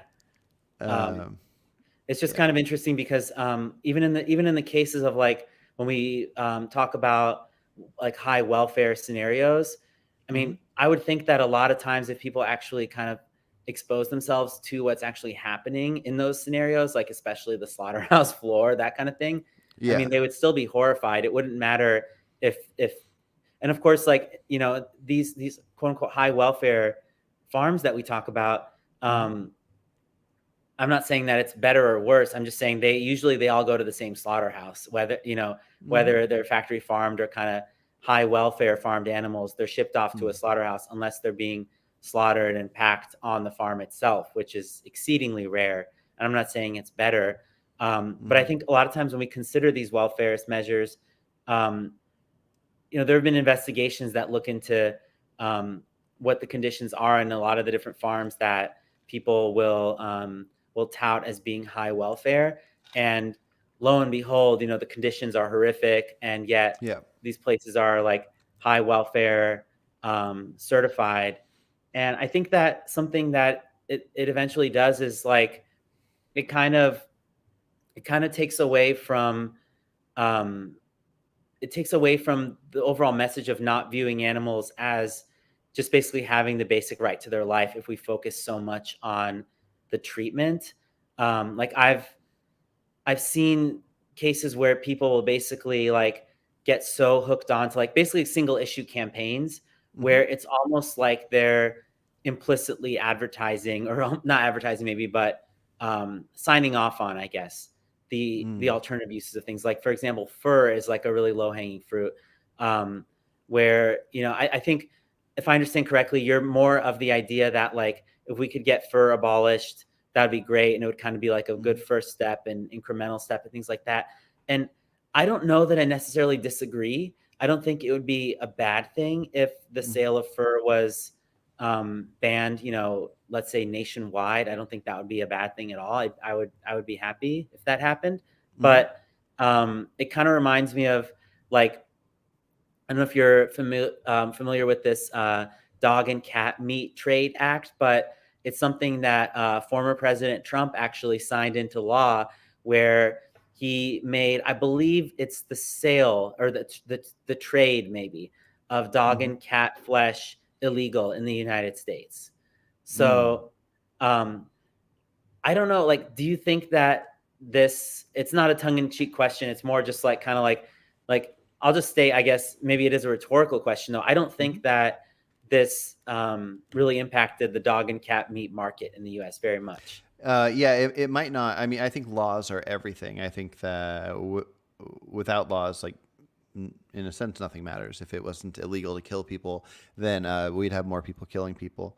But what I will say, But let me just, if I could just ask you this, like yeah, let's say that there's an animal, like if we could know that, let's say lobsters, if we knew that they were less sentient, whatever that meant, uh-huh, than dogs and cats, if you had the choice of two laws being applied to the U.S. where you knew that you could either apply a law to the US with the current consumption of dogs and cats that people are engaged in the US versus applying a law to the US where the current lobster consumption of the US, the way that it is basically made illegal. And for all intents and purposes, let's just say that people follow the law and it stops.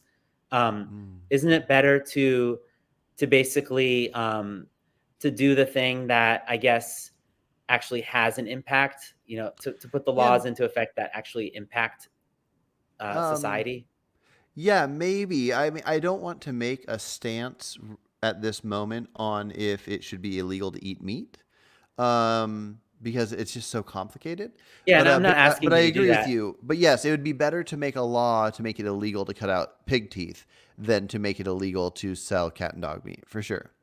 But Because do you it would think have that a bigger impact. Yeah. but you think that it should be illegal to cut out pigs' teeth, but not illegal to slit their throats? Correct. It would it depend on what we figure out as far as because honestly, I think here's the thing: we have to decide if we think that people are convinced that they need animal flesh to be healthy. And even though I'm convinced and you're convinced, and there's plenty of anecdotal evidence with people that have lived 50, 60, many years eating whole foods and being perfectly fine, and we have all these studies and all this stuff is great. I don't know what level it needs to get to make Mhm. it illegal. But What if people, level, I'm sorry, when you say what level it needs to get to make it illegal, by saying it, is that the signifying understanding of how of we can health? be fine, because to tell even one person you must sacrifice this much health for the sake of us protecting the animals, it's just really complicated. It's I think it's easy for us to look at in this world of leisure that we have, but imagining people struggling to survive, and it's just complicated. I think that there will be a future where it will and should be illegal. But hold on, I want to answer your question real quick because I think this will kind of explain what matters to me with welfarism. Is if you take everything that is wrong, if you take a cow, a pig, take all these animals, and take humans, and let's say you make a list of everything that's wrong from the least important to the most important. So let's call the most important death, okay? And then let's call the least important ownership, and then everything else, because you could own something, you could take a cow and own it and not let it leave, but your property is huge and it has the greatest life and it lives forever and it's your best friend and you pet it all the time. But we can still call it bad that it is enclosed and owned of some kind. But then you have all these different situations, and let's say when it comes to humans in a society, let's just say the U.S. for fun, let's say there are 0 laws.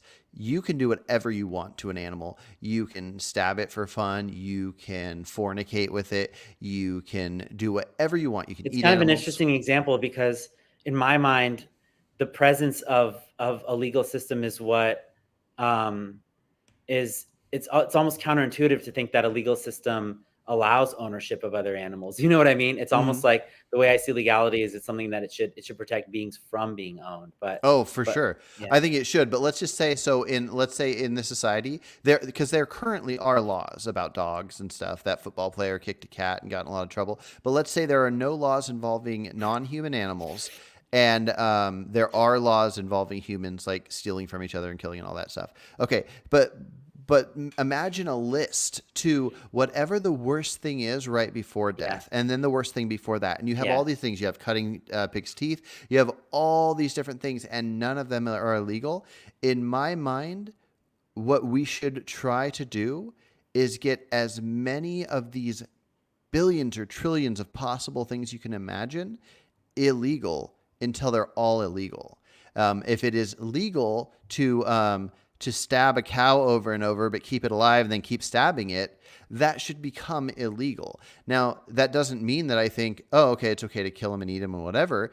That just means that any of the things on this entire spectrum, humans, cows, whatever, if we can make one illegal, that's great. And while they're currently legal, that should be not legal, right? Like if there was with humans, we have it almost all taken care of aside from maybe like circumcision or something. But imagine there was like 10 things left with humans where humans like can beat up other humans and stab other humans and it's perfectly legal. It wouldn't be let's make all that illegal now or nothing. It would be any of these becoming illegal is a win, and it's a big win. So let me ask you this. Like, let's say you were king of the world and you didn't Okay. have to make laws with any kind of like due process. You didn't have to be concerned with, people voting for it or not voting for it or overthrowing you as the king. And you would basically be able to make laws and you would be able to enforce them. So people wouldn't be able to kind of like open up like kind of underground markets and things like that. You'd be able to know that people were going to have to live with it. Mm-hmm. Would let's say like if you were also the orator of the law, so you were responsible for kind of announcing it to the people and answering like any questions that they might have about it and things like that. So Mm-hmm. you were like, okay, world, cutting pigs' teeth out is now illegal. And then somebody Mm-hmm. said to you, King Carson, what about killing them? Like, can we still do that?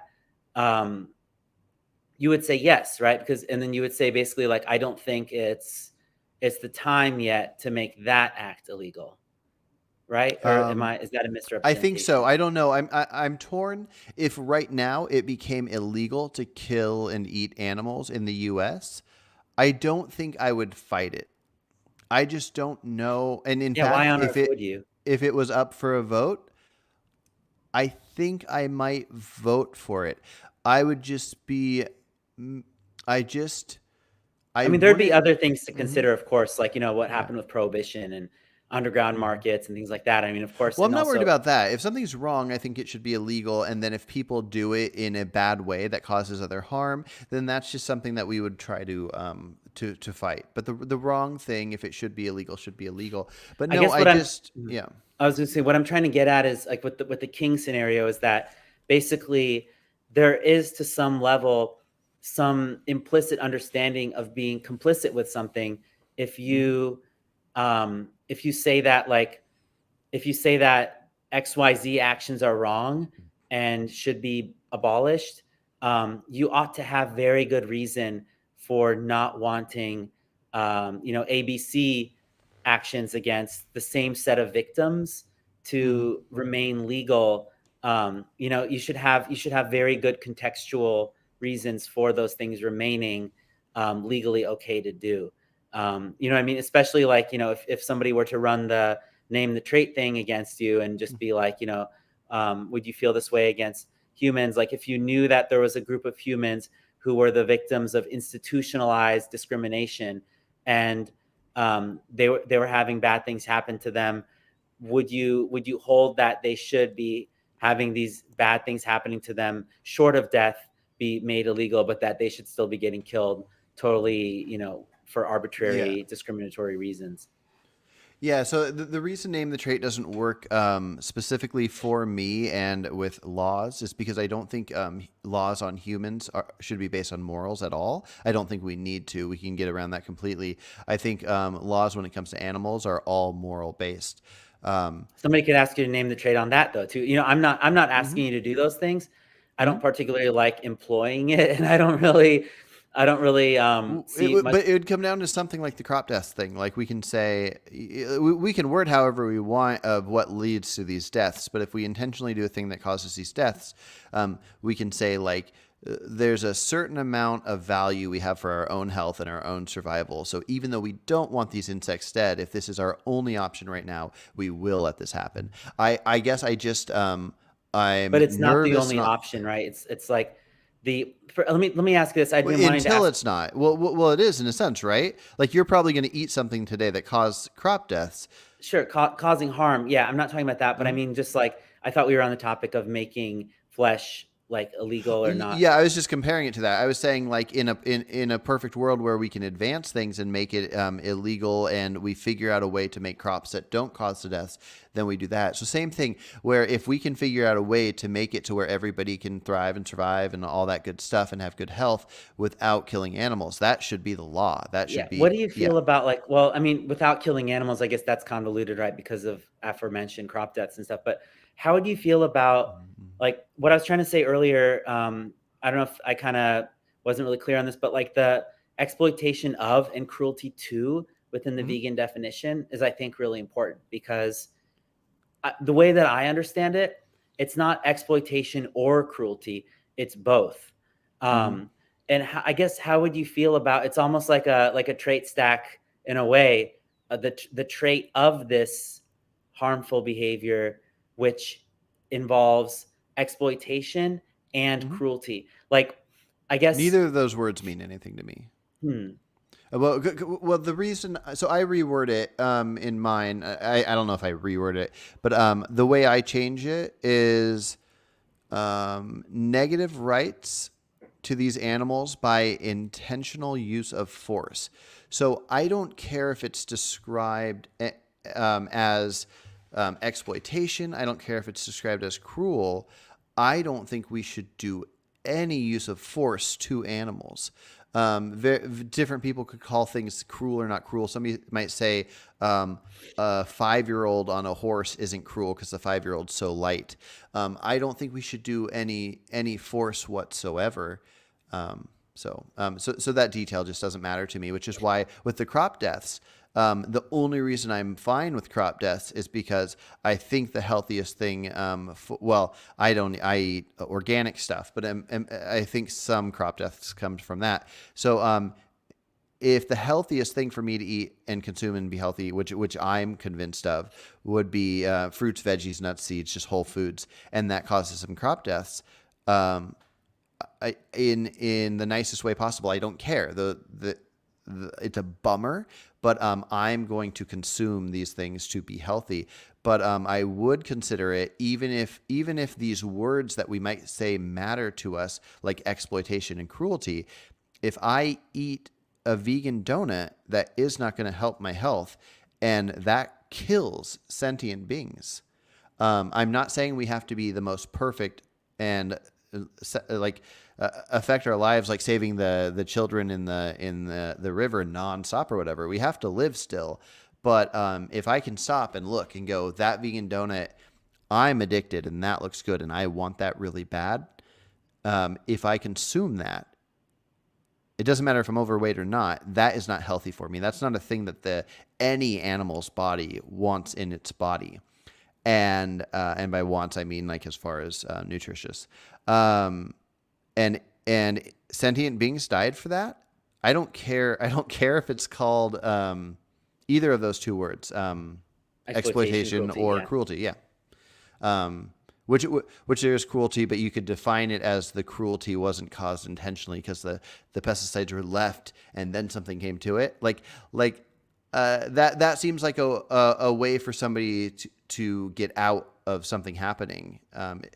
Somebody can feel justified in it. I think people are justified taking care of pests and rodents in their house to not destroy their, like if ants are in your food and you don't have a crazy amount of money to share your food with ants, and if rodents are chewing up your foundation and you can't afford to just keep buying new houses that you got to do what you got to do. But as soon as you can do something better, um, I I'm gonna stop rambling because I forgot exactly what I was No, it's all right. responding I to. mean, I But think yeah. you're responding to, I guess, my assertion that I think Mm-hmm. that there should be a clear line that we can set where the acts that are done, like there is a possible wording. I don't have it at the ready right now, but I think that there is a possible wording where it's very clear that what somebody is involved in is direct exploitation of life, of animal life, where that Mm-hmm. life of that animal is a necessary input and it's being used as a means of production. You know what I mean? For example, like the Mm. coconut example with the monkeys, like their Yep. labor is being used obviously against their will with a means of as a means of production. Mm-hmm. In the crop death scenario, that is immune to criticisms of that definition because their lives aren't being used as means of production. So Yeah. I think that there's definitely something to be said for whether or not the animal exploitation or animal killing is Mm-hmm. in a vacuum, a necessary input for that thing to be produced. Yeah, I guess I just feel like that whatever, however you describe it, it should be factored into veganism. Imagine there was a out in nature, there was some kind of a something that you could consume, and let's say that there was an animal that survives well on that, like that's its main source of food, and you don't need it. It's not healthy to you, but you can consume it, and you like the taste of it, and it's just growing on this plant, and this animal's about to come up to it and eat it, and you shoot that animal falls over dead, and you go get the we'll just say it's an apple or whatever, but we'll pretend this type of apple is not healthy for humans. Not that that matters, but it adds a nice little touch.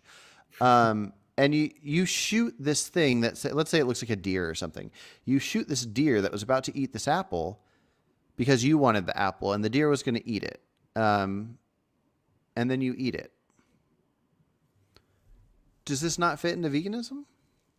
Well, I mean, it's kind of like your hypothetical with, you were saying that like if you were stuck on an island with somebody and you didn't have anything to eat except for, maybe if you could kill them and eat them, you would kill the human or something Yeah, let's like say that. this human is totally healthy, beyond healthy. They have extra pounds. So you're They're left on good. an island with somebody and there's literally just one apple like between you guys. And let's No, say no, that no. This person lives in a society. They have all the food in the world. That we can call them super fit. They're huge, like vegan gains, or they can be whatever you want to call them. They have endless. They have grocery stores, but they just come out. They're going for a hike for fun, and they're not even hungry. but But you're that app starving or that something on this that island. no, no, no. This person's not hungry at all, No, no. and Are they you starving though on the island? Like oh in on this the hypothetical? in a separate hypothetical. Oh no, I thought that part of the hypothetical was that.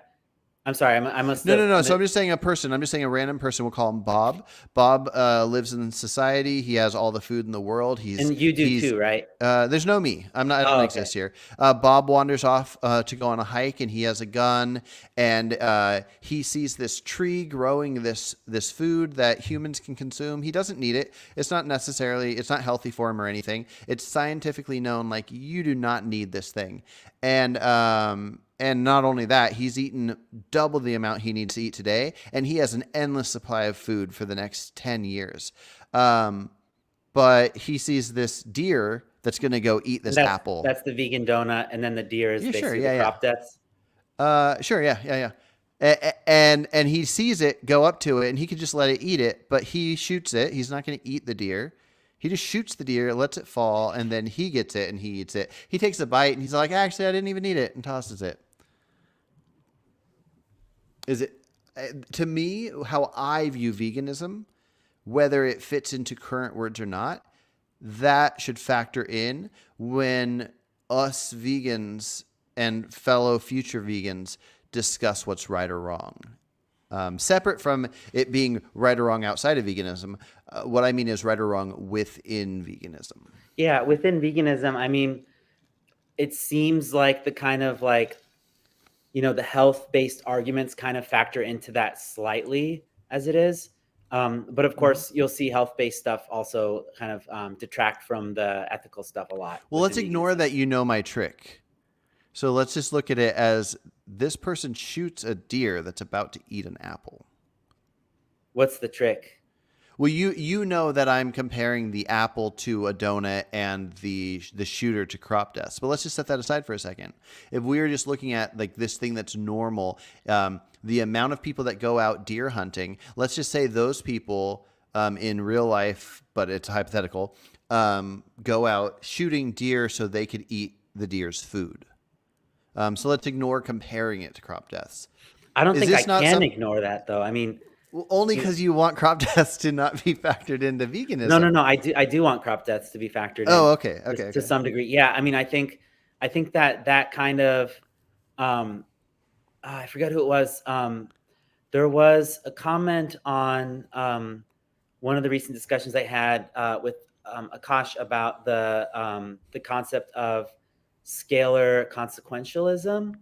Hmm. I really hate that I can't give credit to the person who wrote that, but Hmm. it's kind of this idea of like if I'm representing it correctly, it's like this idea of the decisions that we make being kind of assessed in terms of um, kind of like how easy or how hard they are for us to avoid, and then kind of like how much harm or not harm they cause.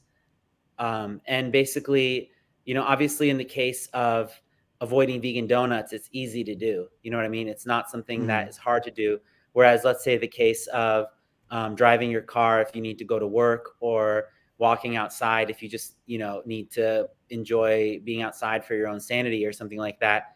Being, if we consider those like the harder things to avoid, I think it's easy to kind of come up with an ethical framework where you're able to still live your life and be healthy, and still kind of like be conscientious about the harm that you cause, in terms of not causing more harm than you could easily avoid causing, if that makes sense. Like I think the avoidability factor is important. And like I said, like I was the person who came up with that idea about having the kill count or whatever next to the calorie count. So I'm all for that.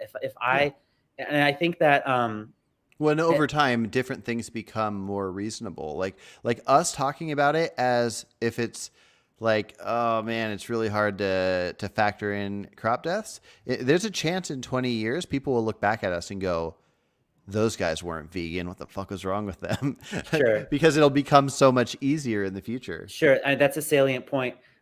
What kind of comes to mind right now for me is this idea of telling people that they can go vegan, and that it's very easy, and that all they would need to do, in order to live a, let's say, cruelty-free lifestyle, would be to just replace all the animal derived things that they eat in such a way where they are just replacing them with the vegan alternatives to those things. So like, for example, rather than eating quote unquote beef, go eat Beyond Beef, and rather than eating quote unquote chicken fingers, go eat the Gardein or the Daring ones or whatever. In doing so, we're basically, in a way, we are authorizing the use of force, to kind of harken back to your definition, against certain non-human animals, preferentially over other non-human animals. Well, and that's the most important part of the writing I'm trying to do. We can ignore the fact that I'm trying to change the definition, but I'm trying to point out how much of a spectrum this must be, until it's not. I mean, there might be a future with certain types of like veganic farming and what's a vertical farming or whatever, that it might get to the point where somehow we figure out, like in the future, 100 years from now, 1,000 years from now, 1,000,000 years from now, people might look back and go, what the heck? They did things that needed to cause harm. Now we don't cause any harm. Let me ask you this. Until then, it's a spectrum. But yeah, what's up? So as far as, how some products are certified vegan, for example, if your redefinition were widely adopted, would you be okay with like certain things like that, like, certain products, let's say cow flesh products, etc., having like a vegan certification on them? Gotcha. Before I answer that, I wanted to let you know that I was listening carefully while also looking it up, and it was Jeremy Gord. Oh, okay, yeah, cool. Yeah, Jeremy said that he had talked about that. So yeah, that was Jeremy. I think there's some wisdom to that. I was just going to say, so we can use the word vegan in various different ways, calling something a vegan thing, without it necessarily meaning that, like when you go to a restaurant and you see like what's on the vegan menu, you're not seeing what's on the ethical menu, like the philosophy menu. You're just seeing the standard of what we view as considered vegan today. Yeah. So in the sense that right now there's nothing factoring in crop deaths on a vegan menu. In the future, if that becomes the standard, or to say like if there's coconut in there, maybe in the future that won't be on the vegan menu. But still, people can pick and choose what they're going to consume. Some people might ignore the idea of gelatin. Who knows? Especially in supplements. Yeah, I mean, and I don't subscribe to being vegan just for the sake of it. I mean, like, if I went to a restaurant and they had a vegan menu, which was all the plant-based stuff, and then they had a menu that was like, this is the ethical menu, And that one was, let's say it was vegan by default. It's like the square is a rectangle, or square is not a rectangle, but rectangle is a square thing. Like if there Mhm. was an ethical menu that was also vegan, but then let's say they excluded all coconut products and they excluded all palm oil and whatever other things that let's say the restaurant had to obtain by questionable means, I would Mhm. still say that I would go with the quote unquote ethical menu. As long as it was all plant based, I wouldn't just go with the vegan one just because. I wouldn't be like, oh, I'm vegan, so I'm going to go with the vegan menu. I'd be like, Right. I'd go with the ethical menu that also happens to be vegan friendly, in line with the Yeah. principles of veganism. I really hate that I got to get going here in a little bit Oh, because you're I feel fine. like we didn't really get to talk about the welfarism stuff very much at all. Oh, Um, it's fine. I think we talked about plenty. Do you want to hop off here right now, or do you want me to answer um, that question? Or about the menus. yeah, Oh yeah, sure. Go ahead. I can yeah. still take a couple more minutes here. Okay, cool. Yeah, no, I was just gonna say, I think words can be used in different ways. W- uh, Again, like anytime you use a word, it's just saying like, as of right now, this aligns with this. When I first became vegan, the first time I ever became vegan was like 20 years ago. Nobody was talking about honey or makeup or anything like that. It's just things slowly change over time.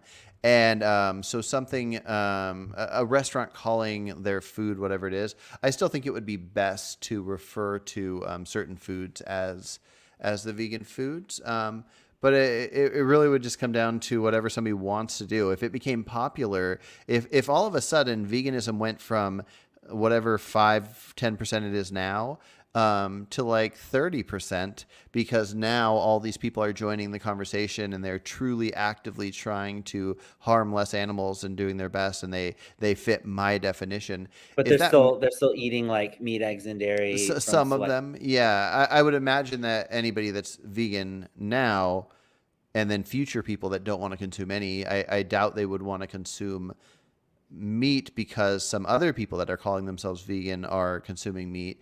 But yeah, if it became popular enough that part of what was talked about as vegan was these like ethical ways to treat animals, if some of these people were still convinced that they needed to eat animals, it would just be up to a restaurant's choices. If a restaurant said, I'm going to refer to this as vegan, and then when people find out that there's ethically raised beef or something, then people might just start boycotting that place and not go. So whatever But the outcomes are, what they are, I really just think it comes down to, does the philosophy have a focus on not unneededly treating animals bad? And me and you currently treat pests and birds and rodents bad because we have to, and some other people might treat cows bad because they think they have to. We just all have to be honest with ourselves and wait, try our if I could just best. ask, did you say that I heard you say something about the people who like already consider themselves vegan? Did you say that you doubt that they'd want to stop calling themselves vegan just because other people who don't fit their Oh, definition are, or that they that wouldn't want to call themselves vegan that too, anymore? but no, I was saying I doubt they would stop being the vegans they are. Like I doubt they would look at my definition and go, "Oh, well, if these people are going to call themselves vegan and eat meat, I guess I'm going to eat meat too." Like they're Yeah. not going to do No, that. they Like, wouldn't yeah. do that, but I think that there's an extremely real possibility of those people, including myself, not Mhm. wanting to call ourselves vegan anymore and come up with a new term. Oh, Because interesting. Okay. this is essentially what happened with the term vegetarian, because vegetarian initially meant somebody who lives off vegetation, and Mhm. people who ate, let's say, cheese and ice cream and drank milk, they would call themselves lacto vegetarians. And then if they Mm. also consumed eggs, they would be lacto ovo vegetarians. And then people just, I guess, got sick of saying lacto ovo vegetarian, because now, vegetarian is a term that ubiquitously just means somebody who doesn't consume animal flesh, but consumes other types of animal secretions, things like that. So I think I definitely, like, I don't want to be known as a person who participates in those things.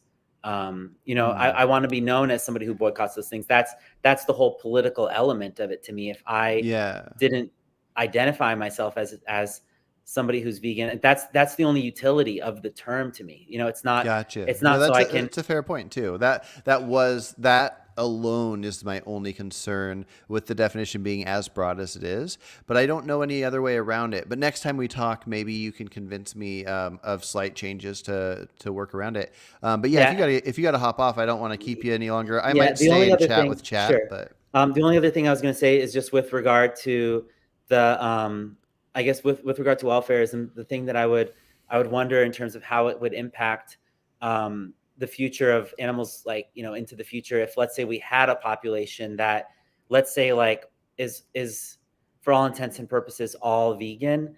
And when I say vegan, I'm referring to, like, your kind of the new definition. Uh, let's say NU, like, like new metal. Let's say they're mhm, new vegan, and they only consume, like, uh, high, quote unquote, high welfare, regeneratively farmed um, animal flesh, and they don't consume more than they ought to, by their estimations, for their health. mhm, And they're only consuming, like, quantities and everything that they've carefully calculated they would need to for protein requirements or what have you. Um, mhm, and let's say the animals in all these situations, not only is it, like, as high welfare as the highest welfare places are now, but mhm, that because they do care about animals and they are hanging around vegans and they're all talking about philosophy and ethics, let's mhm, say that they don't slit animals' throats. They've come up with a way to kind of, like, painlessly kill these animals in their sleep. mhm, And let's say there's even a way to technologically generate so much, like, lab-grown food and flesh, lab-grown flesh kind of stuff. And let's say vertical farming has become very efficient. People are using hydrogen cells and solar power at an extremely efficient rate. So these buildings mhm, have, like, let's say they even have, there's huge skyscrapers that have a negative carbon footprint. They're actually, to the extent that they're environmentally beneficial. They, like, let's say they secrete more oxygen into the air as a process of this whole process. How would we convince those people who are eating these animals, who had, like, an absolutely zero carbon footprint, if not, like, a negative carbon footprint, and who were dying in completely painless ways, who, let's say, like, they all had, like, Apple VR headsets while they were alive, and they were just, mhm, like, in cow heaven. And then even when they took their headsets off, they were just, like, really happy and surrounded by their families, had everything that they needed to survive. They were getting massages all day. There were, like, AI robots just, like, playing with them and stuff all day. mhm. Like, this isn't a completely untenable, unforeseeable kind Yeah. of No, I know scenario. the answer. I guess, like, well, my question might surprise you. So my question is, how do we convince those people at that Mhm. point to stop participating in those things? How do we convince Yeah. them to go, like, vegan? It would be something like the answer to any case of anything wrong. If something wrong is still happening, then there should be a good argument for why it shouldn't happen. I guess what would make it wrong in that case, though? Well, if well, it would depend. If And they, I mean, and just to be clear, I do think it's wrong, but I'm just yeah. trying to understand, I guess, like, So, like what in would my make it wrong. mind, since we don't like if everybody had my mind, not my mind, but my mind in the sense of feeling comfortable that we don't need meat to survive, then what would make it wrong is since you don't need it, then you don't need to kill something for no reason. And so it'd be hard to convince somebody that thinks you need it to survive, but they think you need it to survive. So they'd be like a person now that's not vegan whatsoever that thinks you need it to But survive. in this scenario, if they're being Mhm, if they're being bred and living out their whole lives, they're dying of old age. They're mhm, just in these, like, huge, simulated outdoor environments or something, but they're happy. Let's say, we're doing, like, we have this kind of open air MRI kind of stuff where we're looking at their brain states. They're not under stress at all, and they're just dying from old age. They get to live their whole life with their family, but let's just say they're, like, in captivity. yeah, it's Um, the Peter Singer farm. Yeah. Um, it's not even the Pinger Singer farm. It's the farm where they I was just literally. joking, but yeah. No, no, But I'm no, saying no. in this case, you're Huh? not even killing them. They're just complete. You're just eating carcasses of animals that you bred into existence. Oh, So sorry. Okay, I thought you were talking about actually killing them. no, no, no. Why would we want to convince them to stop doing that unless they were convinced of it Well, for I'm health saying because in reasons? this case, you're breeding them into existence, and you're kind of giving them this, like, artificial life, and you're basically, like, the cause. Like, I guess, do you see I that? might Do have you missed see? part of it. There's an animal being bred into existence. Yeah, let's say there's like a huge vertical farm. It's like the size of like a stadium in its width, but then it's just like 200 stories high, and it's just this like gigantic carbon negative indoor environment where you just Hmm. have these huge like terrarium ecosystems. It's like Willy Wonka's chocolate factory. It's just beautiful inside, very Hmm. engaging, just this like utopic, amazing environment. Yeah, yeah. And there's animals being bred in there by the thousands. They're Yeah, that living would out be the their wrong whole thing. lives. I would just call it. I'd call it wrong to, again, wrong to intentionally force anything on anything. To force breeding. I don't know if that if there's any amount of force other than just letting them procreate on their own. And if Then they that are would be the wrong. procreating on their own, then would you see anything wrong with it? If they're procreating on their own, dying of natural causes, being well cared for, they get the best care. Like imagine there's this like company like in the Power Rangers, like how Zordon's face comes in that vestibule thing. They're like, Mhm. there's this overseer, and he's like, our animals get the best possible care. It's in this like future, Yeah. society where it's like this company's making mad bank off this. Yeah, it would come down to what's possible. So right now, us people that care about sentient beings have to be somewhat accepting of crop deaths. Um, and so in this case, if you had a world that say you needed these cows for their manure or something, then yeah, if you needed it, then you'd need it. If you do not need it, then the force becomes the problem. The force at all is the problem. But in I this case, the uh only force, like let's say we're not breeding them into existence, they're breeding by themselves. Yeah, So the force is that they're in the building. that's the only force. It's just a confinement. Yeah. Yeah. I would say that sounds a billion times better than what we currently have, but I would still call it force, and I'd call it unnecessary force. And I'd want to convince anybody that we shouldn't make these animals live in this certain place. It's a complicated topic because I don't know if I think there's a certain amount of land that any species, including humans, should be able to take up. So if we kept taking up land, then essentially we're forcing animals in what's left. And so I don't know. It's a problem. I don't know how to solve that one. But as far as what is left of nature, if you have animals out in nature, then that's where I think it should be as of right now. And so anything where we have a man-made thing that something can't leave from, my argument to anybody would be we shouldn't do this. But I don't know if I could convince them of that if they felt we needed the animals in some way or another to be healthy and survive. Yeah. I was just, the point of that question is more for me to try to figure out where exactly you believe that the wrongdoing is. Mm-hmm. If we remove the forcible breeding from the scenario, if we remove the killing from the scenario, I'm trying to think of a scenario. I mean, even if we could It's remove the every element of confinement. force. Every element of force. If they're fenced in, then it's bad. If they are being touched, it's bad. Everything's bad if there is an element of force that is known or likely to be unwanted. I sat down with my buddy Michael and discussed all the different options of possible interactions with animals where you can get joy and where it's acceptable.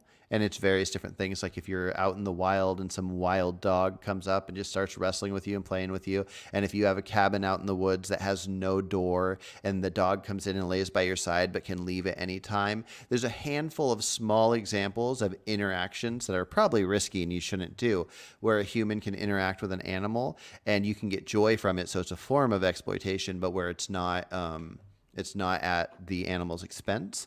But outside of a couple situations of actually playfully interacting and not the second it wants to move. I think we even got it to the level where if somebody was a weirdo that saw a cow that had milk in it and like went down and started drinking from its udder, if the cow didn't leave, I don't even know if I would even factor that in. But as soon as you tie something up or fence it in or hold it still, I would consider anything involving sentient beings to be wrong, and I would hope to convince others of that. Yeah, I think when it pertains to like sexual acts with animals, animals involving their like udders and things like that, I think that's definitely brings up the issue of consent and stuff. But as I far wasn't as thinking of that as sexual, but no, fair point, I guess. Yeah. but yeah, as far as the use of force stuff, that's mega base. But hey, I got to get running. But thanks a Yeah. lot for the talk, and thanks for everybody in the comments and chat. And sorry if I couldn't respond to anybody's comments, but This was a lot of fun, Carson. Hopefully we'll do it Yeah. again soon. Yeah, let's do it. All Take right. care, man. Yep.